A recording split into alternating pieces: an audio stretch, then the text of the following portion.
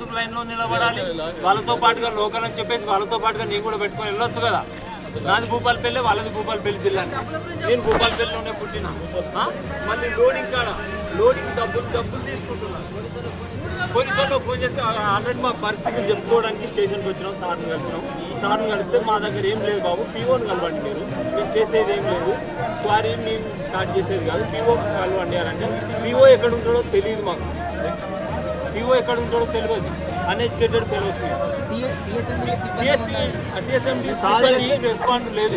ఏమన్నా అంటే 3 days ఆగండి, 3 days ఇట్లా 9 days అవుతుంది. ఈ 9 days నుంచి వెళ్ళి ఎక్కడ తినాలి, ఏడ మోషన్ పోవాలి, అది చైన్ పక్కకుండా చైన్ తిడుతున్నారు. మా బండ్లను ఆపి లోకల్ బండ్లను పంపిస్తున్నారు. ఏమన్నా మేము ఆడికి పోయిన తర్వాత లోడింగ్ లోపలికి పోదామంటే చల్ ఆగరాబాయ్, మా లోకల్ బండ్లు మా వెళ్ళిపోయినాక మీరు పోవాలి, లేదా సాధించాం అని చెప్పేసి కలిసి కూతురు వాళ్ళు. లోకల్ బండ్లను పంపించాలనే రూల్ పెట్టిన వాళ్ళు ఎవరు మాకు ఫస్ట్ ఆఫ్ ఆల్ తెలియాలి. నాది లోకలే, నేను ఇక్కడనే పుట్టినా భూపాలపల్లి జిల్లాలో.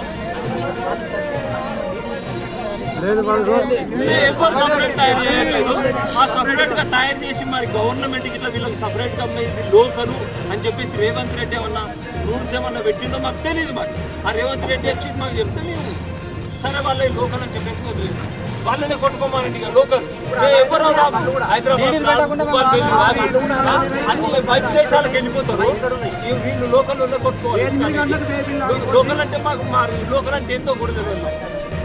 లోకల్ అని మా తెలంగాణ కాదు, తెలంగాణ కాదు, అసలు ఈ దేశమే కాదనుకుంటాం. మా డిమాండ్ ఏం లేదు. ఇంకెన్ని రోజులని ఉండాలి? ఇచ్చిన డబ్బులు అయిపోయినాయి, ఎట్లా అయిపోతాయి? రోజుకు వాహనాలు లేవు, అందరూ వేసుకున్నా కూడా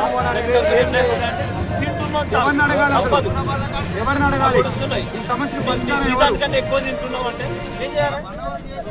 ఖాళీ ఉంటున్నాం. ఎవరు దీనికి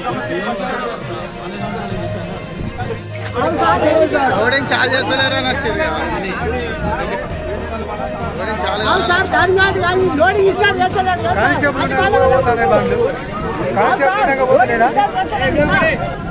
మాట్లాడతారు.